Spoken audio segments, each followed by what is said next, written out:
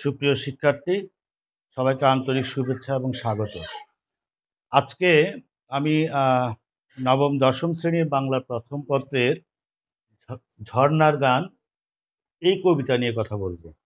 এই কবিতাটি লিখেছেন কবি সত্যেন্দ্রনাথ দত্ত। তোমরা পড়ে থাকবে বা শুনে থাকবে। তো চলো আমরা প্রথমে কবি পরিচিতিটা একটু খেয়াল করি। সত্যেন্দ্রনাথ দত্ত। কবি সত্যেন্দ্রনাথ দত্ত, তার জন্ম হচ্ছে কোথায়? নিমতাগ্রাম, কলকাতার কাছাকাছি নিমতাগ্রাম, এবং জন্মসালটা হচ্ছে 1882 খ্রিস্টাব্দ। 1882 খ্রিস্টাব্দ, ঠিক আছে। এরপরে দেখো 11 ফেব্রুয়ারি, কবির জন্ম হচ্ছে 1882 খ্রিস্টাব্দ 11 ফেব্রুয়ারি। আচ্ছা, তার শিক্ষা জীবনটা খেয়াল করো। তার শিক্ষা জীবন, তিনি ছাত্র জীবনে খুব পড়াশোনা করতেন, অধ্যয়ন করতেন, এবং ছাত্র জীবন থেকেই তিনি কিন্তু কাব্যচর্চা করতেন। তিনি বিএ শ্রেণী পর্যন্ত পড়াশোনা করেছেন, অর্থাৎ তিনি বিএ পরীক্ষা দিয়েছেন কিন্তু উত্তীর্ণ হতে পারেননি। তো তার যে তোমার বইয়ে লেখা দেখবে দর্শন, বিজ্ঞান, ইতিহাস, ভাষা, ধর্ম প্রভৃতি বিষয়ের উপর তার অনুরাগ ছিল। তিনি এই সমস্ত বিষয়ের ব্যাপারে অনুরাগী ছিলেন।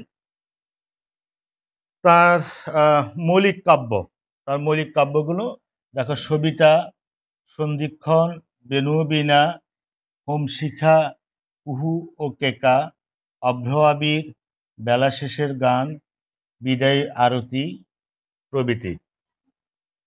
তার কিছু অনুবাদ কাব্য আছে। তিনি আসলে আরবি, ফার্সি, চীনা, জাপানি, ইংরেজি, ফরাসি এই ভাষাগুলোর উপরে তার দখল ছিল ভালো। তো তো কিছু অনুবাদ কাব্য, যেমন দেখো তীর্থরেণু, তীর্থসলিল, ফুলের ফসল, ঠিক আছে। তাকে আমরা তোমরা জেনে থাকবে, তোমার বইয়ে লিখেছে ছন্দের রাজা। ছন্দের রাজা হিসেবে তিনি পরিচিত। ছন্দের জাদুকরও তাকে বলা হয়, ছন্দের জাদুকর হিসেবে সমধিক পরিচিত। কেন? তিনি নানান ছন্দ নিয়ে নানান কাজ করেছেন, ঠিক আছে। ছন্দের জাদুকর বলা হয় এ কারণে, এবং ছন্দের রাজা তোমার বইয়ে লিখেছে। তো তিনি ছাত্র জীবন থেকে কাব্য চর্চা করতেন, প্রচুর অধ্যয়ন করতেন, ভাষার দক্ষতার কথা বলেছি। হ্যাঁ, তার পিতামহ পিতামহ অর্থাৎ দাদা অক্ষয় কুমার দত্ত, তিনি একজন উল্লেখযোগ্য ব্যক্তি। সে কারণে তোমার বই লিখেছে তিনি তত্ত্ববোধিনী পত্রিকার সম্পাদক ছিলেন এবং 19 শতকের বিশিষ্ট প্রাবন্ধিক ছিলেন। তো বাবার নাম তো লেখা হয় নাই। তার পিতার নাম হচ্ছে রজনীনাথ দত্ত। তো তিনি ছিলেন ব্যবসায়ী। তো যার কারণে বই আমাদের পিতামহের নামটা উল্লেখ করা হয়েছে, যিনি বিখ্যাত ব্যক্তি ছিলেন। এই সত্যেন্দ্রনাথ দত্ত, দেখো তার মৃত্যু হচ্ছে 1922 খ্রিস্টাব্দ, জন্ম হচ্ছে 1882 খ্রিস্টাব্দের 11 ফেব্রুয়ারি, এবং মৃত্যু হচ্ছে 1922 খ্রিস্টাব্দের 25 জুন। 25 জুন। তো তার আয়ুষ্কাল ছিল মাত্র 40 বছর।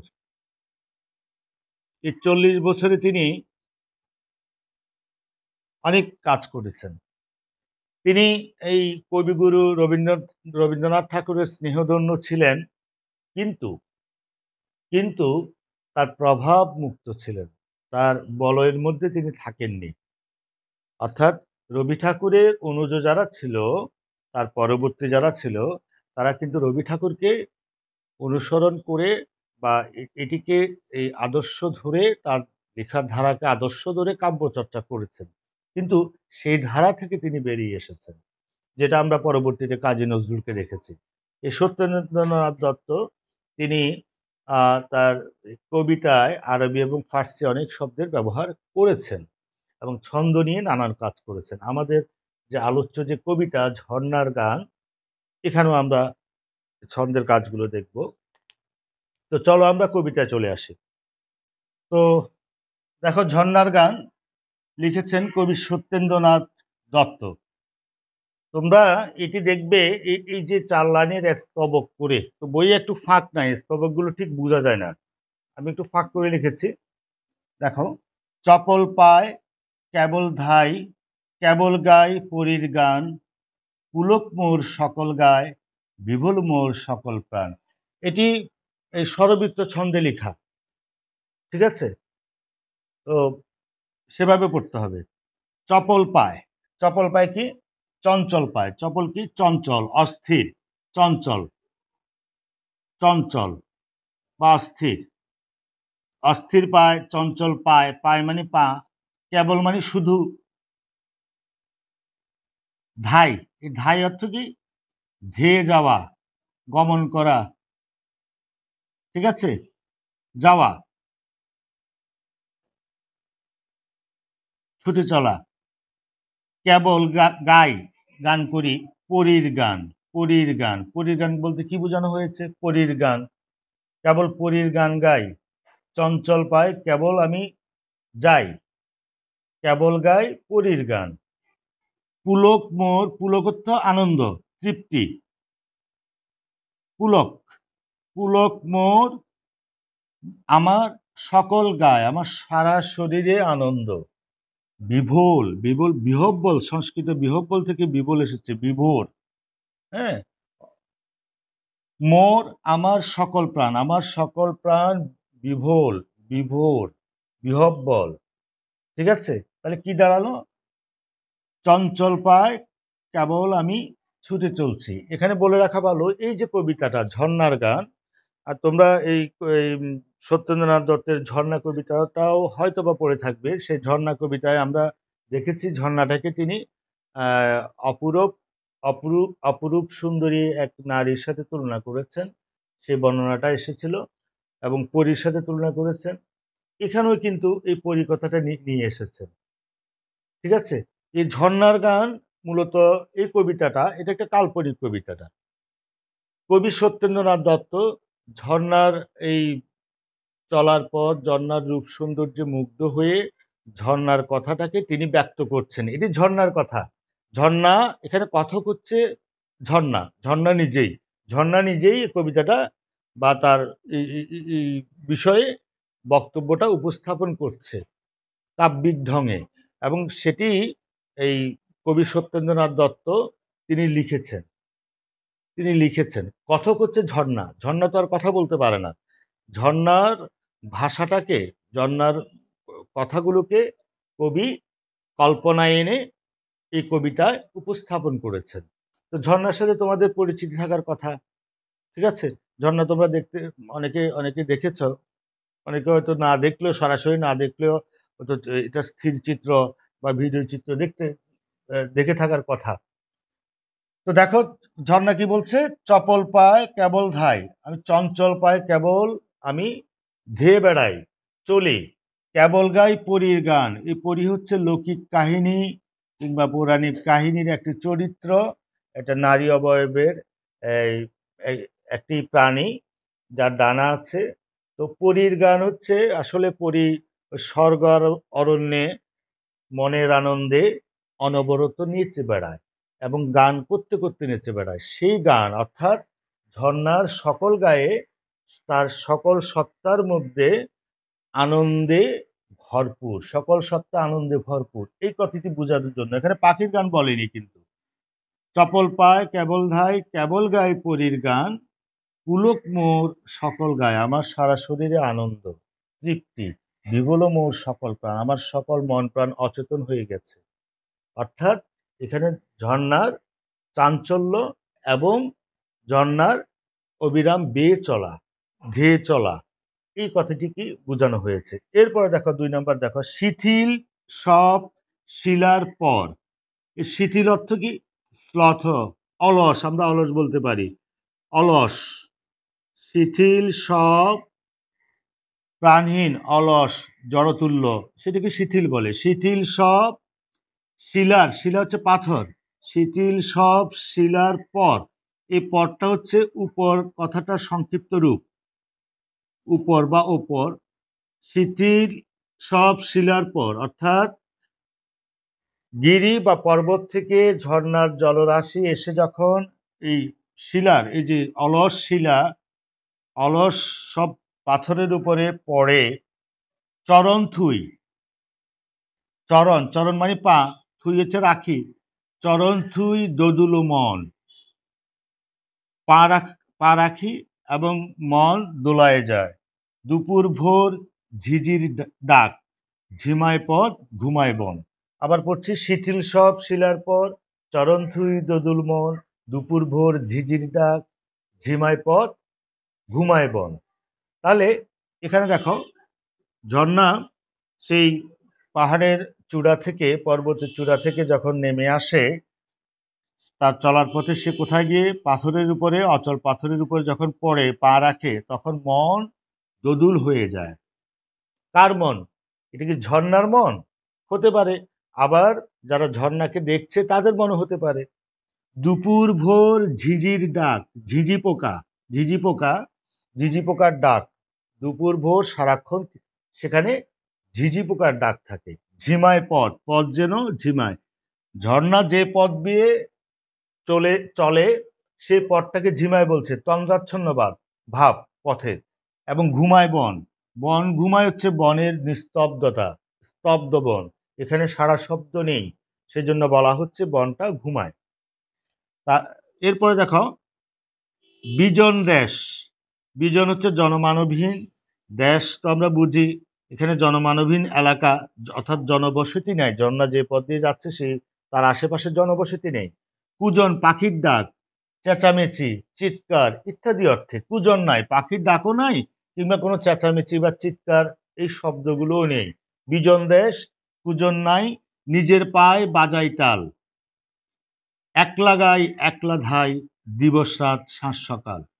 তাহলে বিজন দেশ, জনমানবহীন, কুজন নাই, পাখির ডাক বা চেঁচামেচি নেই, নিজের পায় বাজাই তাল, এই তাল হচ্ছে ছন্দ, নিজের পায়ে আমি নিজেই ছন্দ তৈরি করি বা বাজাই। একটি পাথর থেকে আরেকটি পাথরে পড়তে যে শব্দ বা চলার এইভাবে যে এই পা পা তো ঝর্ণা তো পা নেই, কাল্পনিক অর্থে ঝর্ণার যে এই জলরাশিটা যে পতিত হয় পাথরের উপরে বিভিন্ন বস্তুর উপরে, সেখানে যে শব্দ হয় সেই শব্দে একটা রিদম, একটা ছন্দ আছে, একটা তাল আছে। নিজের পায়ে বাজাই তাল, একলা গাই, একলা নিজে নিজে এককভাবে গেয়ে যায়, একলা ধাই, আমি যাইও একলা, গাইও একলা।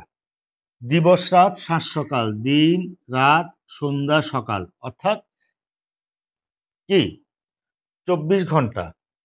দিন রাত সাঁঝ সকাল বলতে এটা বিরামহীনভাবে অবিরত সারাক্ষণ এই কথাটি বোঝাচ্ছে। তাহলে কি এখানে কি দেখলাম আমরা? বিজন দেশ, কুজন নাই, নিজের পায়ে বাজায় তাল, একলা গাই একলা ধাই, দিবস রাত সাঁঝ সকাল। অর্থাৎ জনমানবহীন, পাখির ডাকহীন এমন একটা পরিবেশে ঝর্ণা তার আপন গতিতে বেয়ে চলছে, নিজেই একলা গান গাচ্ছে, একলাই যাচ্ছে, নিজের পায়ে নিজেই তাল বাজাচ্ছে। এবং সেটি কখন হচ্ছে? অবিরাম হচ্ছে, দিন রাত সকাল সন্ধ্যা সারাক্ষণই সেটি হচ্ছে। তারপর দেখো ঝুঁকিয়ে ঘাড় ঝুম পাহাড় ভয় দেখায়, চোখ পাকায়, শঙ্কা নাই সমান যায়, টগর ফুল নুপুর পায়। এই যে লক্ষ্য করো, ঝুঁকিয়ে ঘাড়, ঘাড়কে ঝুঁকিয়ে খানিকটা অবনত করে, ঝুম পাহাড় হচ্ছে নীরব পাহাড়, ঘাড় ঝুঁকিয়ে নীরব পাহাড় ভয় দেখায়, ভয় দেখায় কবির কল্পনায়, চোখ পাকায়, চোখকে বড় বড় করে চাহনি করে, এটাকে চোখ পাকানো বলছে। শঙ্কা নাই, অর্থাৎ ভয় নাই, শঙ্কা হচ্ছে ভয়, শঙ্কা নাই সমান যায়, আমার ভয় নাই, আমি সমানভাবে বা একইভাবে আগে যেভাবে আমি আমার যাত্রাটা, আমার চলাটা ছিল ঠিক একইভাবে যাচ্ছি। টগর ফুল নূপুর পায়, পায় কি? টগর ফুলের নূপুর। তাহলে কি এখানে কি বোঝাচ্ছে? এখানে বোঝাচ্ছে এই যে এই নির্জন নির্জন দেশ, কুজন নাই, এর আগে আমরা পড়েছি। অর্থাৎ এখানে কোনো শব্দ নাই, পাহাড় তোমার ঘুমায়, বন ঘুমায়, হ্যাঁ, পথ ঝিমায়, এখানে পাখির কলরব নেই, আবার জনমানবহীন, কোনো শব্দ নেই, নিস্তব্ধ একটা পরিবেশ। সেই পরিবেশে এই নিস্তব্ধতা যেহেতু ঝর্ণা ভঙ্গ করছে, ঝর্ণা চলার পথে একটি শব্দ হচ্ছে, একটি রিদম আছে, এখানে একটি তাল আছে, সেই শব্দের কারণে পাহাড়ের নিস্তব্ধতা নষ্ট হচ্ছে, ভঙ্গ হচ্ছে।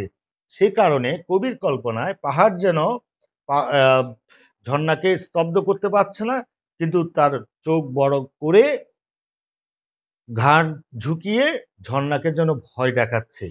আর সেই ভয়ে ঝর্ণা কিন্তু ভীত নয়, তার কোনো শঙ্কা নেই, ভয় নাই, সেটিকে উপেক্ষা করে সে সমানভাবে আগে যেভাবে প্রবাহিত হচ্ছে তার আপন গতিতে গান গেয়ে ছন্দ করে ঠিক একইভাবে সে যাচ্ছে। টগর ফুল নূপুর পায়, এই যে তার পায়ে হচ্ছে টগর ফুলের নূপুর, টগর ফুলের নূপুর, নূপুর হচ্ছে পায়ে পরিধান করার, মেয়েদের পায়ে পরিধান করার একটি অলংকার বিশেষ। সেই নূপুরের ধাতব পদার্থ নেই, সেই নূপুরে আছে টগর ফুল কবির কল্পনায়। কেন টগর ফুল? এটি একটি পাহাড়ি ফুল, সাদা রঙের ফুল। ঝর্ণার জলধারা সাদা এই রংটা ধারণ করে, তো পাথরের উপর পড়লে সেটি যেন এই গুচ্ছ গুচ্ছ পানির কণা, যেটিকে সাদা সাদা ছোট ছোট ফুলের মতো মনে হতে পারে। আবার আশপাশে এই ব্যাখ্যাও আসতে পারে, তোমার এই যে পাহাড়ি ফুলের এই পড়তে পারে, হ্যাঁ, সেটাও হতে পারে। টগর ফুল নূপুর পায়, তার এই যে জলরাশির ধারাটাকে, যে তার পায়ে এই যে নূপুর যেন আছে কবির কল্পনায়, আর সেই নূপুরটা হচ্ছে টগর ফুলের। এরপরে দেখো, এই যে দুটি স্তবক, এরপরে দুটি স্তবককে আমরা একসাথে পড়বো। এখানে কিন্তু স্তবক দুটিকে বইও আলাদা করেনি। দেখো, কোন গিরির হিমললাট ঘামল মোর উদ্ভবে, কোন পরি টুটলো হার, কোন নাচের উৎসবে, খেয়াল নাই নাই রে ভাই, পাইনি তার সংবাদী, ধাই লীলায় খিলখিলায় বুলবুলির বোঝ সাদি। এই যে লক্ষ্য করো, এই দুটি স্তবকের মধ্যে দুটি, কোন গিরির, গিরি হচ্ছে পর্বত, পর্বত, কোন গিরির হিম, হিম হচ্ছে বরফ, ললাট হচ্ছে কপাল, তাহলে কোন পর্বতের বরফের কপাল ঘামলো, আমরা ঘামা মানে বুঝি আমার শরীর থেকে ঘর্ম যে ঘাম বের হয়, ঘামলো মোর উদ্ভবে, উদ্ভবে হচ্ছে উৎপত্তিতে, সৃষ্টিতে, উৎপত্তি বা সৃষ্টি। তাহলে কোন গিরির হিমললাট, এখানে ঝর্ণার উৎপত্তির ইতিহাসটা বলা হচ্ছে, উৎপত্তির কথাটা বলা হচ্ছে।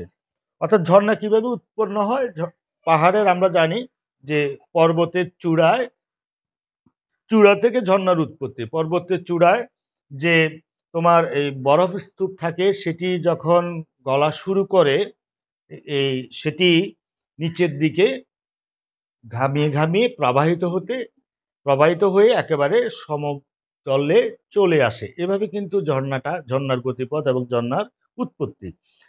কবি বলছেন এখানে, কোন গিরির হিমললাট, কোন পর্বতের এই যে বরফের কপাল ঘামলো, কপাল ঘামলো, কপাল ঘেমে যখন কিছু জলরাশি পড়লো, সেটাকে ঘামা বলা হচ্ছে। মোর উদ্ভবে, আমার উৎপত্তিতে, তাহলে আমার পর্বতের কপাল থেকে বরফ গলা শুরু হলো, বা যেটাকে ঘামার সাথে বলা হলো, পর্বতের কপাল ঘামলো আর আমার উৎপত্তি হলো। তাহলে কোন গিরির হিমললাট ঘামলো মোর উদ্ভবে, কোন পরি টুটুল, এই যে লক্ষ্য করো এখানে টুটুল, এখানে টুটুল শব্দটা বইয়ে লেখা আছে, এই টুটুলটা হবে না, আসলে টুটলো। কোন গিরির, কোন পরি টুটলো, টুট হচ্ছে ছিন্ন হওয়া, ছিন্ন হয়ে গেল, বিচ্ছিন্ন হয়ে গেল, আলাদা হয়ে গেল। হারটা কি? হার হচ্ছে গলায় পরিধান, নারীদের গলায় পরিধান করার একটি বিশেষ অলংকার। তো কোন পরীর হার বিচ্ছিন্ন হলো, ছিঁড়ে গেল, ছিঁড়ে পড়ে গেল কোন নাচের উৎসবে। তাহলে এই যে এই কথাটি, একটি কথা হচ্ছে যে কি, এই ঝর্ণার উৎপত্তি, কোন গিরির হিমললাট ঘামলো মোর উদ্ভবে, কোন পর্বত থেকে, পর্বতের হিমললাট ঘামার মধ্য দিয়ে আমার সৃষ্টি। আরেকটি হচ্ছে পরীর কোনো নাচের উৎসবে পরীর গলার হারটা ছিন্ন হয়ে পড়ে গেল। এই দুটি কথা বলেছে এখানে, একটি হচ্ছে যে কি ঝর্ণার উৎপত্তি, আর একটা হচ্ছে পরীর গলার হার ছিন্ন হয়ে গেল। এই দুটোর বিষয়ে খেয়াল নাই রে ভাই, আমার কোনো খেয়াল নাই রে ভাই, পাইনি তার সংবাদই, তার কোনো খবরই আমি পাইনি, বা আমার এই ব্যাপারে কোনো খেয়ালই নেই। অর্থাৎ আমার উৎপত্তি কোত্থেকে সে ব্যাপারে আমার কোনো খেয়ালই নেই, আমার চিন্তাও নাই, বা পরীর হাড় যে টুটলো ছিন্ন হলো নাচের উৎসবে সেই বিষয়টাতেও আমার কোনো খবর নেই। এখানে পরীর হাড়টা ছিন্ন হয়ে গেল বলতে, এই যে পরীর সাথে ঝর্ণাকে তুলনা করা হয়েছে।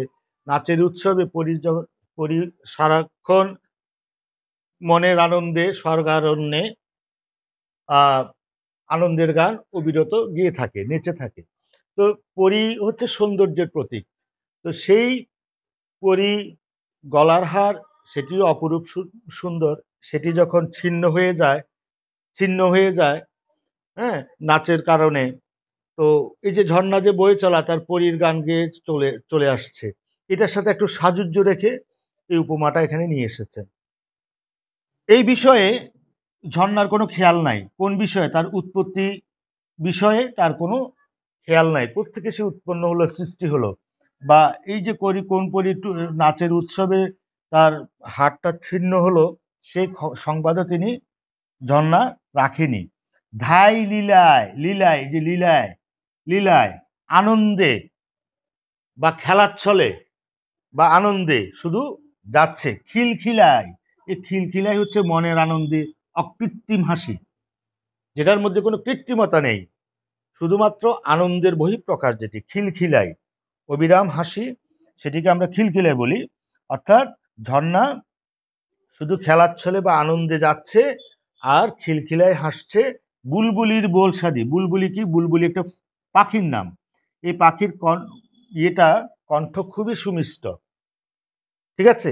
সেই এই বুলবুলির বোলসাদি, বোল হচ্ছে ডাক বা আওয়াজ, বুলবুলির ডাক দিয়ে, বা বুলবুলি পাখি যেমন খুব সুমিষ্ট গলায় ডাকে, ওই রকম ডাক দিয়ে ঝর্ণা আনন্দে খিলখিলায় হেসে বয়েই যাচ্ছে। তার উৎপত্তি কোথায়, কোন নাচের উৎসবে পরীর হাড় ছিন্ন হলো, এ ব্যাপারে তার কোনো সংবাদ নাই, বা তার উৎপত্তির বিষয়ে তার কোনো খেয়ালই নেই, ঠিক আছে। এরপরে আসো, এরপরে দেখো, বনঝাউয়ের ঝোপগুলায় কালসারের দল চরে, শিংশিলায় শিলার গায়ে ডালচিনির রং ধরে। খেয়াল করো, ঝাউবনের ঝোপগুলায় কালসারের দল চরে। কালসার কি, কালসার হচ্ছে লম্বা লম্বা শিং বিশিষ্ট হরিণ, যেটাকে আমরা বলগা হরিণ বলতে পারি, শীত প্রধান দেশে যেটি বেশি দেখা যায়, বলগা হরিণ। কালসারের দল চরে, কালসারের দল চরে, ঝর্ণা লক্ষ্য করছে, দেখো ঝর্ণা নিজে সুন্দর এবং সুন্দর জিনিসটাকে সে অবলোকন করছে। বনঝাউয়ের ঝোপগুলায় কালসারের দল চরে, শিংশিলায়, এই যে হরিণের শিং, এই শিলায় অর্থ হচ্ছে ঘষে, হ্যাঁ, ঘর্ষণ করা, ঘষে। শিংশিলায় শিলার গায়ে, এই যে শিলা হচ্ছে পাথর, তাহলে এই যে বলগা হরিণ তার শিংগুলোকে পাথরের গায়ে ঘষলে কি হয়, ডালচিনির রং ধরে। ডালচিনি মানে হচ্ছে দারুচিনি, এই দারুচিনি একটি এই তোমার মশলার নাম। দারুচিনি তোমরা দেখে থাকবে, সবাই চিনে থাকবে দারুচিনি। এই দারুচিনির রংটা, অর্থাৎ এই যে হরিণের দল যখন বনঝাউয়ের ঝোপে দল বেঁধে চরে, হ্যাঁ, এবং ঝর্ণার পানি পান করতে আসে, তখন তাদের এই যে শিংগুলো ইচ্ছায় হোক অনিচ্ছায় হোক তোমার এই পাথরের সাথে ঘষা লাগে।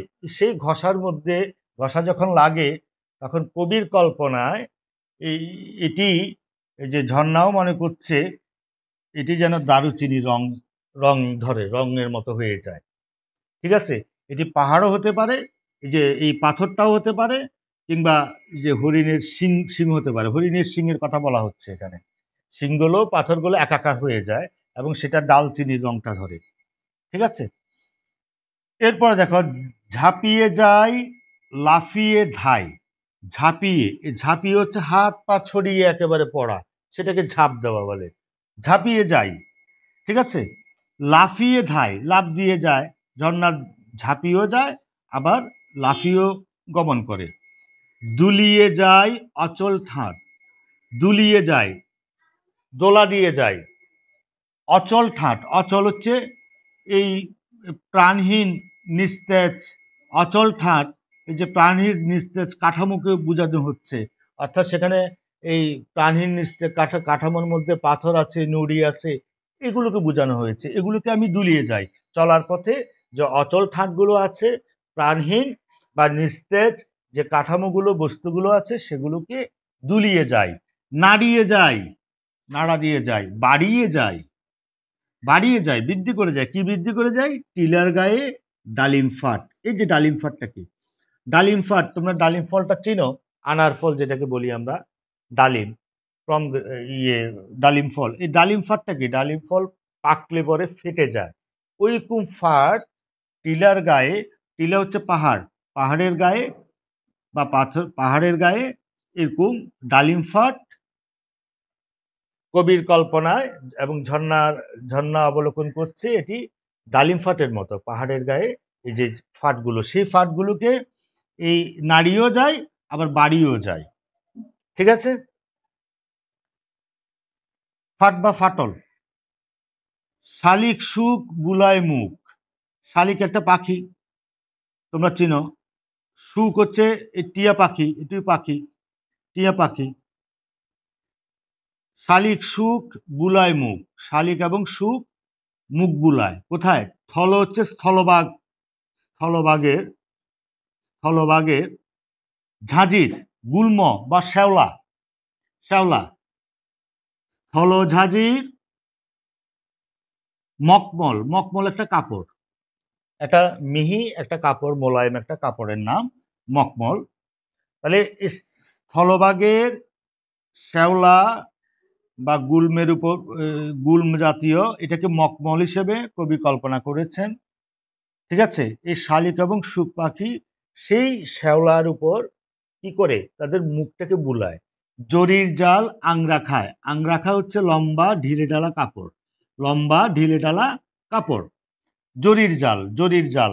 অঙ্গমোর, অঙ্গ হচ্ছে শরীর, অঙ্গমোর ঝলমলে। তাহলে দেখো, শালিক সুখ বুলায় মুখ, থলজাজির মকমলে, জরির জাল আংরা খায়, অঙ্গমোর ঝলমলে।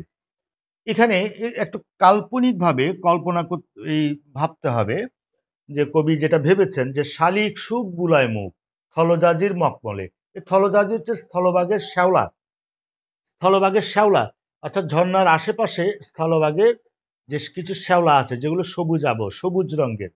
ঠিক আছে? সেখানে সেটা, সেই শ্যাওলাটা অনেকটা মকমল কাপড়ের মতো মোলায়েম নরম। সেখানে শালিক সুখ, দুটি সুন্দর পাখি, এগুলো মুখ বুলায়। এবং বলা হচ্ছে যে জরির জাল আংরা খায়, আংরা খা লম্বা ঢিলে ঢালা কাপড়। যে ঝর্ণাকে যদি, ঝর্ণার কাপড়টাকে, ঝর্ণার বিষয়টা আমরা কল্পনা করি, পুরোটাকে শুরু থেকে যতটুকু দেখা যায় শেষ পর্যন্ত পুরোটাকে যদি একটা লম্বা ঢিলে ঢালা কাপড়ের মতো ভাবি, তার অঙ্গে ঝলমল করে। কেন জরির জাল? কেন? সেখানে যখন সূর্য কিরণ বা চাঁদের কিরণ পড়ে, সেটি এই প্রতিফলন, প্রতিসরণ এবং বিচ্ছুরণের মাধ্যমে একটা ঝিকিমিকি ভাব তৈরি করে। সেই ঝিকিমিকি ভাব বা ঝলমল করা এটাকে জরির জাল, যেন বিশাল একটা লম্বা পোশাকের উপর জরির জাল রয়েছে। আর তার এই বিশাল এই এই আংরাখায় জরির জাল ঝলমল করছে। আর এর পার বা আঁচলের কথা খেয়াল করো, সেখানে একটা সবুজাভ, একটা সবুজাভ আঁচল, সবুজাভ আঁচল আছে, বর্ডারটা সবুজাভ কিভাবে বুঝলাম? থলজাজির একটা সবুজ, একটা সবুজাভ একটি আঁচল আছে, বর্ডার আছে, এবং মূল কাপড়ের কাপড়টা হচ্ছে তোমার জরির জালের।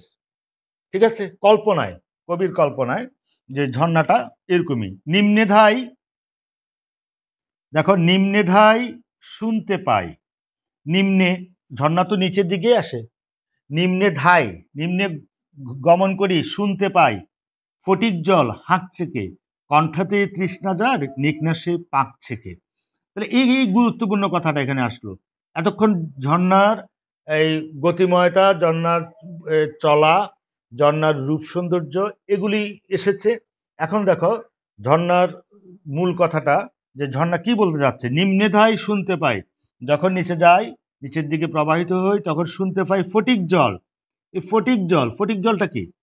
ফটিক জল একটা পাখি, যেটাকে যে চাতক পাখি বলা হয়, যে এই পাখিটা ডাকলে পরে ফটিক জল এই শব্দের মতো উচ্চারণ হয়।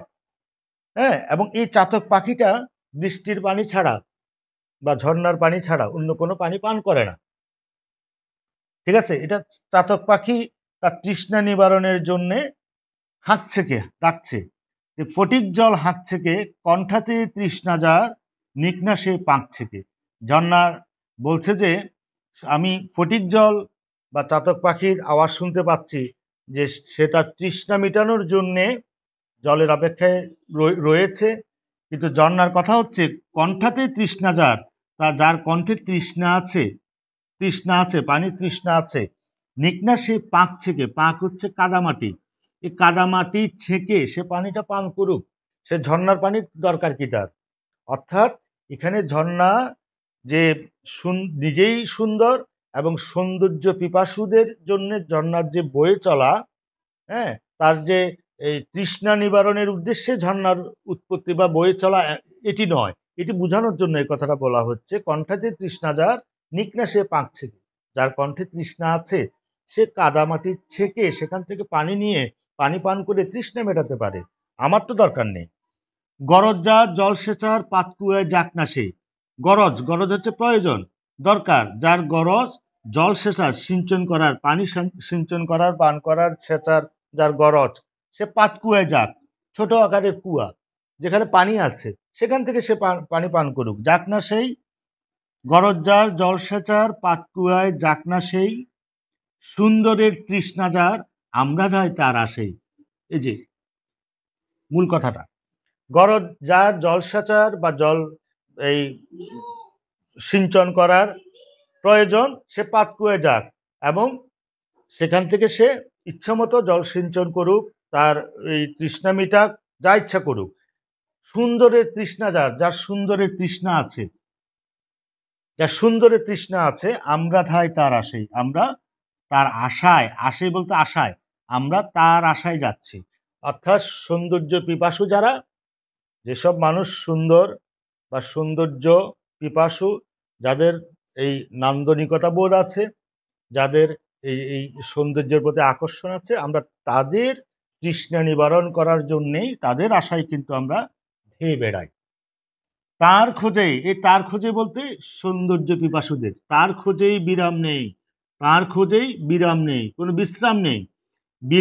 বিলাই হচ্ছে বিতরণ করে, বিলাই তান তরল শ্লোকটা কি? হালকা লঘুচালের কবিতা, অর্থাৎ ছড়া আকারের কবিতা। যে ঝর্ণার যে বয়ে বেড়ানো, ঝর্ণার যে চলার পথ, সেখানে একটি ছন্দ তৈরি হয়, সেটি একটা ছড়ার মতো, সে কারণে বলছে এটাকে তরল শ্লোক। তার খোঁজে বিরাম নেই, বিলাই তান তরল শ্লোক, চকর চায় চন্দ্রমায়, আমরা চাই মুগ্ধ চোখ। অত্যন্ত গুরুত্বপূর্ণ কথাটা, যে তার খোঁজে যারা সৌন্দর্য পিপাসু, তাদের খোঁজে আমাদের বিরাম নেই, বিশ্রাম নেই, আমরা তান তরল শ্লোক বিতরণ করে যাচ্ছি। চকর চায়, এই যে চকর, খেয়াল করো, চকর কবি কল্পনায় একটা পাখির নাম। এই চকর পাখি কি করে? শুধুমাত্র চাঁদের আলো পান করে, আর কিছু না। সুতরাং এই চাঁদের এই আলো পাওয়ার জন্য, চাঁদের জন্য সে অপেক্ষা করে থাকে, পূর্ণিমার জন্য সে অপেক্ষা করে থাকে। তার সৌন্দর্য বা তার পিপাসা তৃপ্ত করার জন্যে, হ্যাঁ, সে চন্দ্রমায় মানে চাঁদের আলোর দিকে সে চেয়ে থাকে। ঠিক আছে, চকর যেভাবে চন্দ্রমার দিকে তীব্র প্রতীক্ষা অপেক্ষা করে, চন্দ্রমার আশায়, চাঁদের আলোর জন্য অপেক্ষা করে থাকি, ঠিক একইভাবে আমরাও মুগ্ধ চোখ চাই। এই মুগ্ধ চোখ কার? মুগ্ধ চোখ সৌন্দর্য পিপাসুদের, যারা সৌন্দর্য অবলোকন করতে চায়, যাদের সুন্দরের তৃষ্ণা রয়েছে, তাদের জন্য আমরা মুগ্ধ চোখে চেয়ে থাকি। অর্থাৎ এখানে বোঝানো হচ্ছে নান্দনিক বোধটা গুরুত্বপূর্ণ, সৌন্দর্য বোধটা গুরুত্বপূর্ণ, এবং তাদের উদ্দেশ্যে, যাদের এই বোধটা আছে, যাদের এই তৃষ্ণাটা আছে, তাদের উদ্দেশ্যেই ঝর্ণার বয়ে চলা। ঝর্ণা শুধু এই কণ্ঠের তৃষ্ণা মেটানোর জন্য নয়, হ্যাঁ, ওই বস্তুগত প্রয়োজনটা মেটানোর জন্য নয়, আমাদের যে আত্মিক যে বোধটা আছে, নান্দনিক বোধ যেটি আছে, অ্যাস্থেটিক বিউটি যেটি আছে, সেটিকে পূর্ণ করার জন্যে ঝর্ণার অবিরাম বেয়ে চলা, এবং ঝর্ণা তাদের উদ্দেশ্যে, তাদের প্রতীক্ষায় চেয়ে থাকে, মুগ্ধ চোখের অপেক্ষায় চেয়ে থাকে। চপল পায়, আগের সে কথা একদম শুরু থেকে ছিল, চঞ্চল পায় কেবল ধায় উপল ঘায়। এই যে উপলটা কি? উপলটা পাথরের ঘায়ে, পাথরের আঘাতে দিই ঝিলিক, অর্থাৎ ঝর্ণা যখন ওই যে পর্বত থেকে পড়ে, নিচে পাথরের উপর যখন পড়ে, তখন সেখানে পাথরের আঘাতে কি হয়? ঝিলিক দে, সেটি পানিগুলো প্রতিফলিত হয়ে বা বাধা পেয়ে উপরের দিকে, চতুর্দিকে ছড়িয়ে পড়ে। দুল দুলাই মন ভোলাই, ঝিলমিলাই দিক বিদিক। এই যে এই দুলটা খেয়াল করো, কানে পড়ার একটা অলংকার বিশেষ, কানে পড়ার একটা অলংকার বিশেষ দুল, মহিলাদের কানে পড়ার একটা অলংকার বিশেষ, দুলটাকে দোলাই।